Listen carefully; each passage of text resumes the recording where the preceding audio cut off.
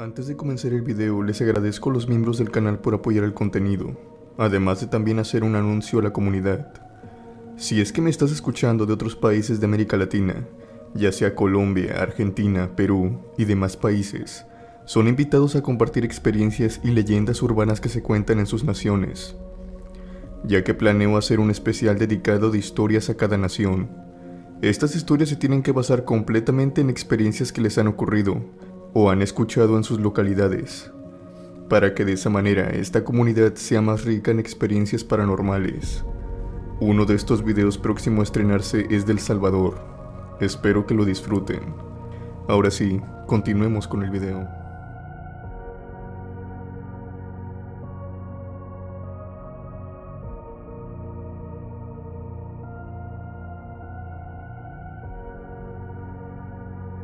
Esta vez tengo otra experiencia para contar. Estoy muy segura de que recordarán las historias de mi abuelo que compartí mucho en este canal. Él era policía de montada. Recientemente, una de mis tías me compartió una experiencia que le sucedió a mi abuelo por esos años, de la cual no me había enterado. Me resultó sumamente interesante, por lo que decidí compartírselas en esta ocasión. Se dice que mi abuelo por esos años tenía un amigo que se llamaba Julio Olivares. Era un señor muy conocido en el pueblo, aunque más bien le decían el cazador de fortuna. El motivo era fácil de explicar. Julio era un hombre que contaba en aquel tiempo que te cuento la historia, con apenas 30 años. Y a esa edad ya había tenido 2 esposas diferentes con mucha riqueza. Es decir, eran señoras mayores a su edad y con muchas tierras y negocios a sus nombres. Para nadie era una sorpresa que Julio las buscaba por su fortuna, pues se dice que era un hombre bien parecido y con el don de la palabra, por lo que fácil las hacía caer a sus pies. Y sobre todo, estas 2 mujeres con las que estuvo eran viudas, lo cual lo volvía más fácil aún.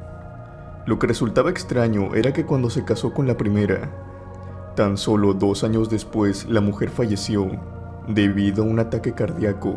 Aquella mujer tenía como entre 50 a 60 años, dice mi tía, pero por suerte o muy convenientemente, toda su herencia se le había dejado a Julio. Debido a esto lo empezaron a bromear respecto a que él se había encargado de la señora para que lo dejara todo el dinero y ese tipo de cosas, mas en el fondo todos creían que se trataba de una simple coincidencia. Pero tan solo este hombre pasó un año soltero, hasta que se le vio en compañía de otra viuda del pueblo, de igual manera con muchas tierras y mucho poder. Rápidamente se supo que ellos 2 tenían un amorío, pero en esta ocasión resultó en un escándalo mayor al amorío pasado, pues la viuda tenía entre 75 a 80 años de edad. Se casaron muy rápido al cabo de un año, y al año siguiente, la mujer falleció. Y de igual manera, sorprendiendo a todo el pueblo y parte de la familia de la mujer, en el testamento le había dejado casi todas sus posesiones y tierras, aumentando así de esa manera la riqueza de Julio.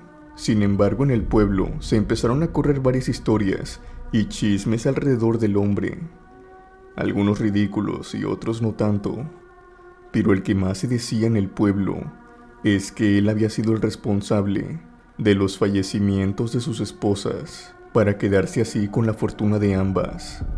Obviamente, después de quedarse con ambas fortunas, Julio era el hombre más adinerado del pueblo, y probablemente también de la región. Continuó con sus amoríos con otras muchachas, pero ninguna llegaba a algo serio con él, pues se decía que casarse con Julio era como firmar tu sentencia de muerte. Todo esto llegó a oídos del propio Julio, que tal vez por deprimirse en eso, se empezó a trincherar cada vez más en su casa, al grado de que solamente salía por los víveres y checar uno que otro negocio, y así se mantuvo. Él y mi abuelo durante la adolescencia fueron muy buenos amigos, por lo que al pasar el tiempo mi abuelo decidió ir a visitarlo, y es aquí donde comienza su historia. Resulta que mi abuelo, un día después de su trabajo, tomó la decisión de ir a visitar a Julio a su casa que se encontraba a las afueras del pueblo, ya que poseía su propia finca, y esta era enorme. Mi abuelo tardó unos minutos para que lograra salir. Incluso llegó a pensar que se había mudado, pues nadie le contestaba de vuelta, hasta que por fin salió Julio. Él dice que se encontraba en un estado muy malo, Se notaba que no mantenía su higiene personal ni nada. Al principio se comportaba algo reservado, pero conforme avanzó la conversación, Julio le reveló algo a mi abuelo, y es que Julio decía ver a sus esposas afuera de la finca. Siempre que trataba de salir las veía. Estas lo seguían a donde quiera que iba en el pueblo, haciendo por consecuente que abandonar la finca se convirtiera básicamente en una tortura psicológica. Nadie las podía ver, solamente él. Esto le había quedado bastante claro cuando tuvo un ataque de pánico en pleno mercado. Mi abuelo en ese tiempo era joven, estaba entre sus 20s, y no era para nada supersticioso, por lo que pensó en un principio que su amigo estaba perdiendo la cordura, pero aún así no lo quería dejar solo, por lo que trató de visitarlo al menos 2 veces por semana. Cabe resaltar que todas las veces que mi abuelo fue a la casa de Julio, jamás entró. Todas sus conversaciones se llevaron a cabo afuera en el patio. Con cada día que pasaba, Julio se veía cada vez más demacrado. Mi abuelo trató de platicar muchas veces con él para que buscara ayuda, pero jamás lo consiguió. Y entre todas esas veces que lo visitó, una vez le preguntó qué era lo que había pasado exactamente con sus viudas, y también qué era lo que pensaba de los rumores que se decían en el pueblo de él. A pesar de que mi abuelo pensaba que esto resultaría en un momento para burlarse de las tonterías que se decían en el pueblo, esto no resultó como él pensaba, ya que Julio se quedó callado y comenzó a temblar. Le dijo que ya tenía suficiente castigo con sus esposas como para que hablara de lo que se decía en el pueblo. Todas las veces que mi abuelo tocaba ese tema, Julio intentaba evadirlo de alguna manera, y cuando se insistía en este se molestaba. Fue cuando poco a poco mi abuelo dejó de mencionarlo, pero esto no duró mucho, ya que una tarde mi abuelo estaba llegando a casa de Julio y se dio cuenta que en esta había mucha gente, e incluso compañeros del departamento de policía. Al acercarse y preguntar qué era lo que había pasado, se le dio la noticia de que Julio había fallecido. Mi abuelo al principio no podía creerlo, pues tan solo 2 días antes lo había visitado. Aunque su aspecto, como antes dije, era muy alarmante, mi abuelo jamás pensó que iba a fallecer. Pero esto no fue lo peor de lo que se enteró mi abuelo, sino que lo peor vino después al enterarse de los hechos, sobre cómo se había descubierto el cadáver de Julio. Resulta que por la mañana su cuidador, el jefe de los empleados que administraba sus tierras y negocios en los cuales comerciaba, fue a visitarlo, pues tenía aproximadamente 1 mes de no presentarse con sus trabajadores, por lo que las fechas de los pagos se acercaban y había ido por el dinero. Cuando llegó y llamó, nadie le contestó, por lo que se asomó por una de las ventanas y decidió abrirla. Al hacer esto, el olor, la peste, se le introdujo por la nariz que hasta hizo que vomitara. El olor era producto del cuerpo de Julio, que reposaba inerte sobre el suelo de su sala. Cuando fue sacado se dio el diagnóstico. El cuerpo estaba en avanzado estado de descomposición, pues se encontraba con 3 semanas y media en ese estado, dentro de la casa. Julio llevaba de haber fallecido casi 1 mes en su casa y nadie se había dado cuenta. Mi abuelo, al saber esto, por obvias razones, se empezó a asustar y a alterarse, pues recordaba muy bien que había hablado con él tan solo 2 días atrás. Durante ese día no pudo pensar en otra cosa que no fuera su amigo, pero por desgracia, se tenía que ver en la obligación de ir de nuevo a esa casa. Y es que la propiedad no se había dejado con un dueño, ya que no había testamento esta vez, por lo que la policía montada tuvo que cuidar las propiedades de Julio hasta saber qué era lo que se iba a hacer.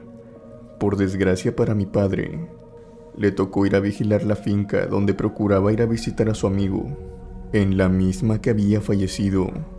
No era una tarea fácil, pero decidió darle prioridad a su trabajo que a otra cosa. Así que fue a vigilar la finca en compañía de otro policía durante la noche. Al principio de la noche se la pasó en compañía de su compañero, pero por obvias razones se tenía que vigilar dando un recorrido por los diferentes extremos de la finca, y para eso se tenían que separar. Mi abuelo hizo lo propio en su lugar designado, pero sin embargo no podía evitar mirar aquella casa, tal vez por miedo o melancolía, pero no podía dejar de hacerlo. En una de esas tantas veces que miró hacia aquella casa, vio que desde adentro de esta se encontraba alguien observándolo. Y una vez que sus ojos se acostumbraron a la luz y a la negrura de la noche, lo pudo ver. Era Julio desde una de sus ventanas. En su cara predominaba la tristeza, como si estuviera dentro de su propia casa, sin derecho al descanso eterno. Esto lo explica mi abuelo. Al día siguiente mi abuelo decidió que por su propio bien, lo mejor sería cambiar de sitio, por lo que ya no fue a esa finca en lo que le restaba de vida. Sin embargo, jamás dejó de pensar en lo que le había pasado a su amigo, y el por qué todavía estaba dentro de la casa, por qué no descansaba. Mi abuelo creyó, y hasta el día de hoy sigue creyendo, que lo que se decía en el pueblo, tal vez de manera burlesca o exagerada, tal vez era cierto. Tal vez la ambición de su amigo fue mucha, que no le importó manchar sus manos con tal de obtener lo que quería. Mi tía me cuenta que una noche mi abuelo le dijo que a lo mejor Dios así castigaba a los avariciosos, encerrándolos en sus casas lujosas, rodeado de todas sus cosas por quién sabe cuánto tiempo. Espero que haya sido de su agrado esta historia, y siempre es un gusto compartirle nuestras experiencias.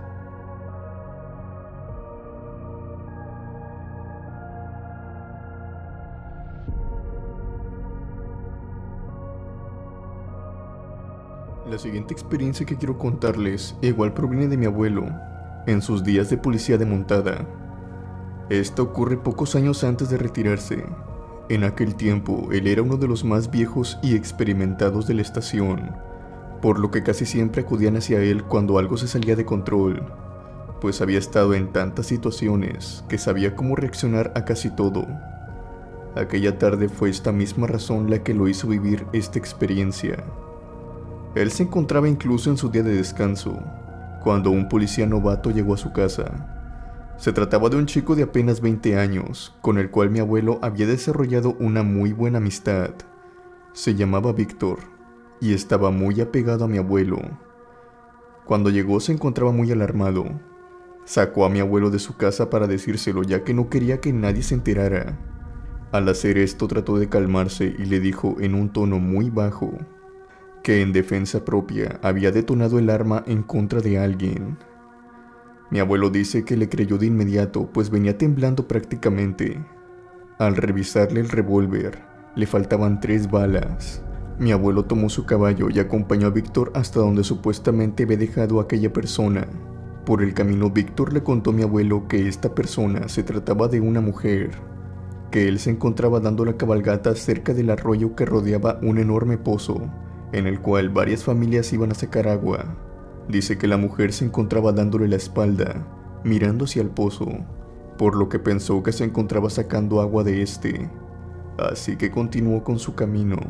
Debido a la oscuridad de la noche, notó después de un tiempo que la mujer no se encontraba sola, sino que ésta tenía a su lado a un niño, el cual sujetó de uno de sus hombros y lo metió dentro del pozo bruscamente mientras lloraba. Víctor desenfundó el arma y le dijo que lo dejara. La mujer volteó y lo miró. Dice que sus ojos eran blancos, y solo pasaron unos breves segundos para que la mujer soltara al niño y que éste cayera al fondo. Víctor, al no saber cómo reaccionar ante lo que estaba pasando, cerró los ojos y detonó el arma 3 veces. Después los abrió, y en ese momento se llevó una sorpresa, pues no veía el cuerpo. El terror se apoderó de él y salió corriendo a contárselo a mi abuelo. Cuando llegaron al foso, de igual manera, por más que buscaron el cuerpo, no lo encontraron, hasta que mi abuelo decidió usar su lámpara y asomarse dentro del foso. Cuando lo hizo, descubrió que dentro de este se encontraba el cuerpo de la mujer flotando. No podía dejarla en ese lugar. Tenían que sacarla y ver qué era lo que se podía hacer. Mi abuelo relata que fueron por una riata, que es la cuerda con la que se sujetan a los caballos y vacas. Cuando volvieron para sacar el cuerpo, se dieron cuenta que este ya no se encontraba. El pozo estaba vacío.